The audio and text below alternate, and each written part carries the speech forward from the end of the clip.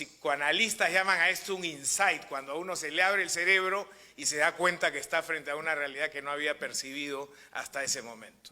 Estábamos frente a una organización criminal y no a un caso en el que habían actos de corrupción aislados. Entonces, cuando empezamos a pegar las figuritas en el organigrama que se empezó a armar, encontramos esto. Una organización en la que de manera piramidal, en la cúspide de esa pirámide estaban ubicados Alberto Fujimori, presidente de la República, Vladimiro Montesinos Torres, su asesor personal, jefe de facto del Servicio de Inteligencia Nacional, y Nicolás Hermosa Ríos, comandante general de las Fuerzas Armadas. Estos tres eran el triunvirato que organizaba el resto de la captura del Estado y habían copado todos los sectores posibles que el Estado peruano ofrecía en ese momento. En la foto de la extrema izquierda, ese señor se llama Alipio Montes de Oca, presidente del Tribunal Electoral. Su función era asegurar las reelecciones infinitas. Después descubrimos que tenían un plan de reelección de 30 años. Y Alipio Montes de Oca aparece en un video recibiendo $10.000 de parte de Montesinos. Bueno, Montesinos tenía esta patología que lo llevaba a filmar todo, lo cual nos ayudó mucho luego en las investigaciones. Y ahí Montesinos le dice, mira, Alipito, se llamaba Alipio, pero decía Alipito, vas a recibir $10.000 mensuales adicionales a tu sueldo para que tú te encargues de que las reelecciones siempre sean posibles y que los candidatos de la oposición no puedan prosperar. Ese fue básicamente el objetivo perseguido desde el ámbito electoral. Este señor y dos magistrados más del Tribunal Electoral, asalariados por Montesinos, básicamente se encargaron de hacer posibles los fraudes electorales sin sobresaltos para la organización. Este señor hoy está condenado a 10 años de prisión, conjuntamente con los otros dos vocales que hicieron posible esta circunstancia. El personaje que está a su lado es Alejandro Rodríguez Medrano, magistrado de la Corte Suprema, presidente de facto del Poder Judicial, que era quien llevaba a los otros magistrados al Servicio de Inteligencia Nacional para hacer posible el control del Poder Judicial. Cualquier parecido con la realidad es pura ficción, por favor.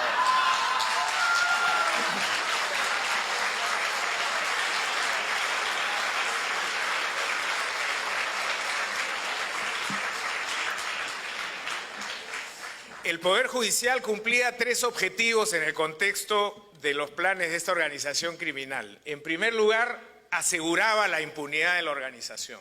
No había un solo caso que pudiera pasar al sistema judicial y que terminara en una sentencia condenatoria.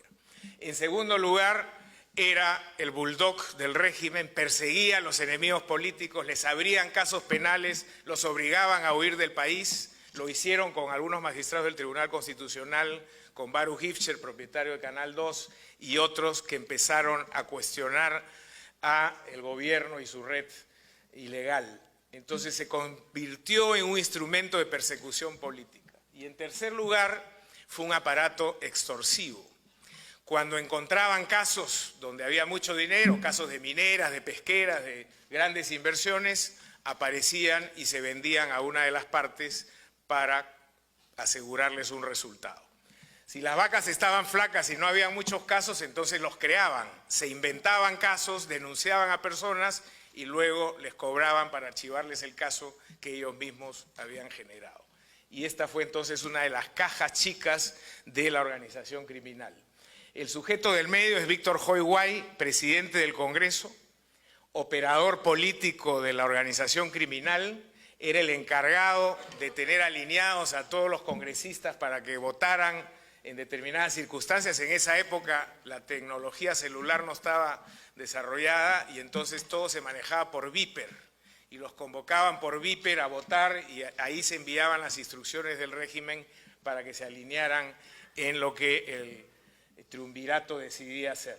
Y además era el encargado de enlazar con los medios de comunicación social para que hubiera una sola voz. En ese momento en el Perú habían 7 canales de televisión abierta y 2 canales de cable.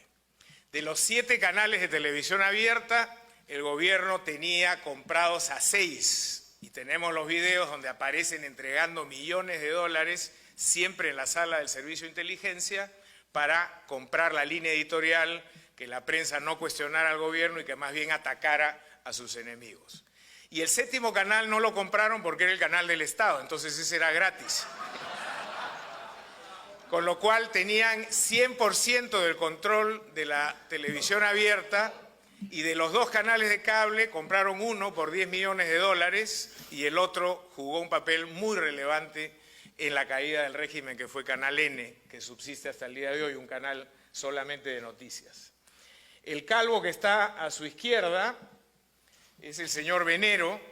Venero era el financista de la organización, el encargado de sacar el dinero a los paraísos fiscales, de operar con los bancos y sacarle los fondos, robarle los fondos a la Caja de Pensiones Militar y Policial, que es fue una fuente de financiamiento permanente de esta organización.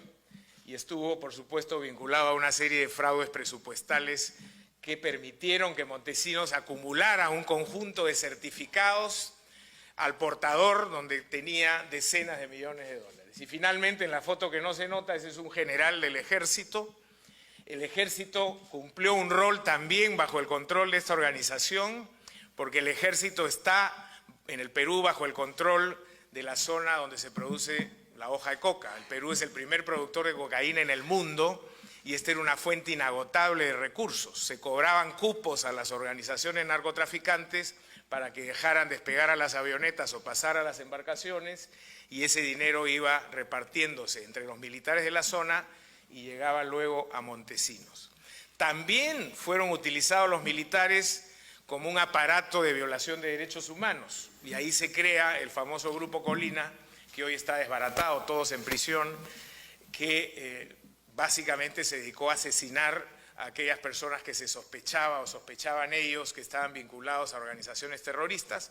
Luego, como suele ocurrir, degeneró en un grupo de alquiler que asesinaba a los enemigos políticos o a rivales económicos, incluso de empresas competidoras, por una suma de dinero. Esto no agota, por cierto, el ámbito del Estado peruano, pero creo que es una buena foto de cómo se llegó a capturar totalmente la estructura del Estado. En la parte superior había un aparato administrativo con abogados, contadores, militares, asesores de inteligencia que le daban movilidad a toda esta organización. Bueno, esto es lo que encontramos a las muy pocas semanas de iniciar las investigaciones. Un poder ejecutivo capturado, un poder legislativo capturado, la administración de justicia sometida, el poder electoral sometido, las Fuerzas Armadas y policiales totalmente contaminadas. Hay un video donde se observa a toda la plana mayor de las Fuerzas Armadas, Fuerza Aérea, Marina de Guerra del Perú, Ejército y Policía, que fueron convocados a una asamblea más o menos de este tamaño y tenían que pasar todos por una mesa firmando un acta de subordinación a Vladimiro Montesinos. Ese probablemente fue el acto más humillante por el que tuvieron que pasar las Fuerzas Armadas del Perú, totalmente sometidas a esta organización criminal. Y en el ámbito del sector privado, por supuesto, también hubo una comparsa de muchos empresarios, no solamente los dueños de canales de televisión y de prensa escrita, también estaban ahí varios empresarios que prefirieron someter sus voluntades a los designios de Montesinos a cambio de determinados favores en leyes, reducción de aranceles, etcétera, y por supuesto el sistema financiero. Tenemos varios videos donde aparecen banqueros conocidos instruyendo a Montesinos de cómo poder lavar su dinero hacia paraísos fiscales sin riesgo alguno. ¿Cómo se financiaba esta organización? Logramos determinar que tenía varias fórmulas. En primer lugar, había, digamos, una caja para el gasto corriente, que era una caja que se armaba con 4 millones de dólares mensuales que recababan de las Fuerzas Armadas. Cada jefe de una de las Fuerzas Armadas tenía que llevar $1 millón. Ejército, Marina, Aviación y Policía hacían los 4 millones de dólares mensuales que servían para pagar a los jueces, a los fiscales, a los dueños de los canales de televisión, etc. Y luego habían también una serie de negocios colaterales que ya no eran caja chica, sino que producían las grandes sumas de dinero. Sobrevaluaciones de obras de infraestructura, contratos entregados a determinados grupos económicos, sobornos por compra de infraestructura militar, armamento, bajo el manto de la seguridad nacional. Se cometió mucho robo en ese caso, entrega de concesiones nacionales, saqueo de la caja de pensiones militar y policial, y en fin, un sinnúmero de negocios ilegales que le permitían manejar cientos de millones de dólares a esta organización. Estas son algunas de las cifras que dejamos a los 14 meses de haber iniciado las investigaciones. Teníamos procesadas a 1.500 personas, tanto del sector público como del sector privado, en aproximadamente 200 procesos penales.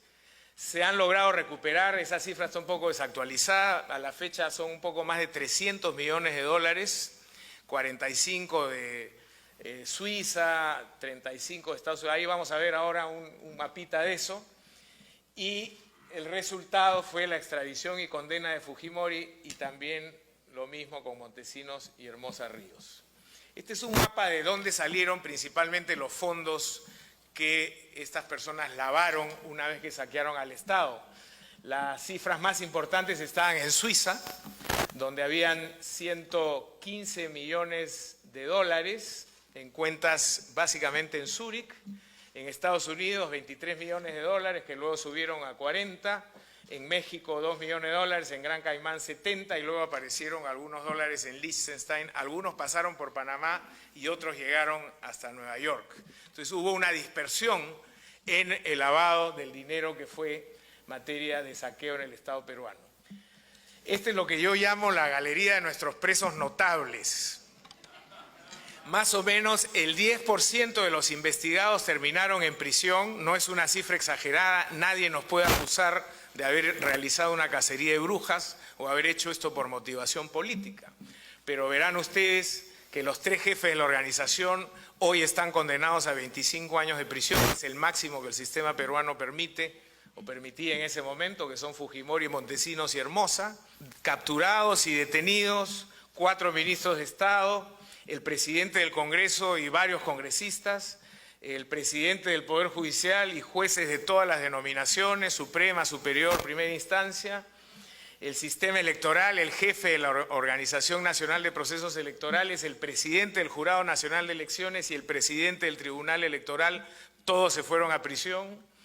La fiscal de la Nación, que fue condenada a 10 años de prisión al demostrarse que también estaba en la planilla de Montesinos, y fiscales de distintas denominaciones, varios alcaldes, y probablemente la cifra más importante, más impactante diría yo, es 14 generales de las Fuerzas Armadas y de la Policía Nacional fueron capturados en una noche y llevados a prisión por vínculos probados con esta organización criminal. En el sector privado, varios dueños de televisión y banqueros terminaron en prisión, no todos los que hubiéramos querido, pero en ese caso era más complejo porque podían pagar defensas mucho más sofisticadas que las de los otros procesados y complicaron mucho las investigaciones. Pero en todo caso, creo que esto da una imagen del impacto que esta red criminal tuvo en el Estado peruano.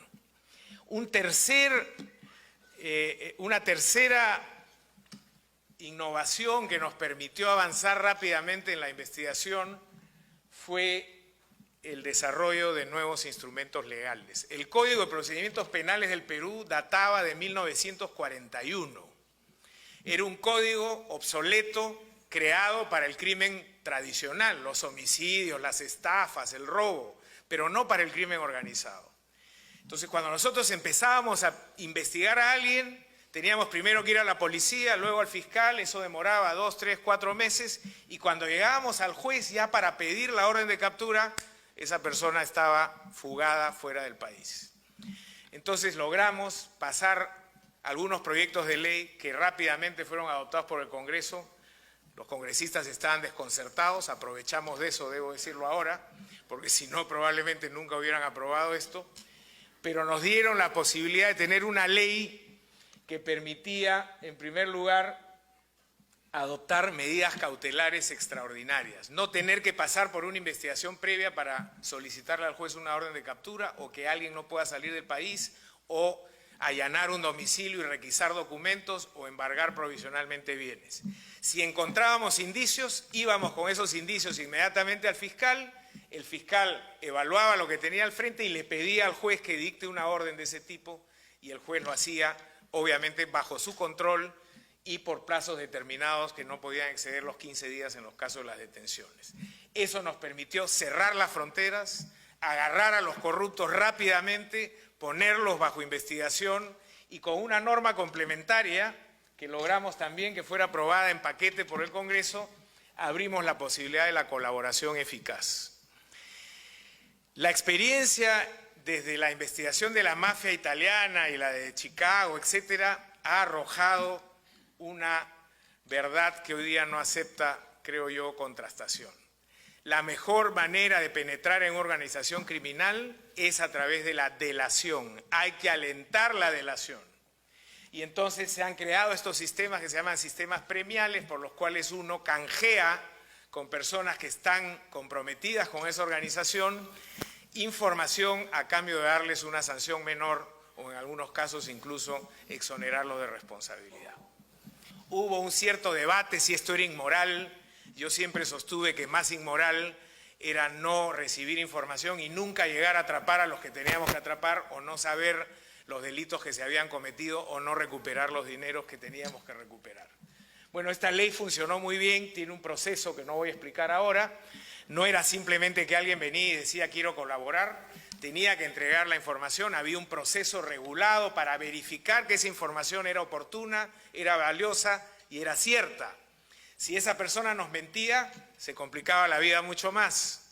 Si lográbamos verificar que su información era cierta, se acogía al sistema de beneficios y juez y fiscal se encargaban de decidir qué suerte iba a correr esa persona. Bueno, fue tan exitosa la ley por dos razones. Primero, porque cuando salió la ley ya habíamos capturado algunos peces gordos y sabían que no estábamos hablando en broma. Y en segundo lugar, porque había mucha gente que se sintió abandonada por Montesinos y por Fujimori y que no tenían, estaban desconcertados. Entonces, lo que hicieron fue correr a tocarnos la puerta y decir yo tengo información, quiero colaborar. La secretaria de Montesinos en el Servicio de Inteligencia y amante de él en los inicios, porque después tuvo otras, fue una de las principales fuentes de colaboración que no solamente nos dio una idea clarísima de cómo estaba funcionando esto, sino nos entregó documentos, nombres, números de cuentas, etc.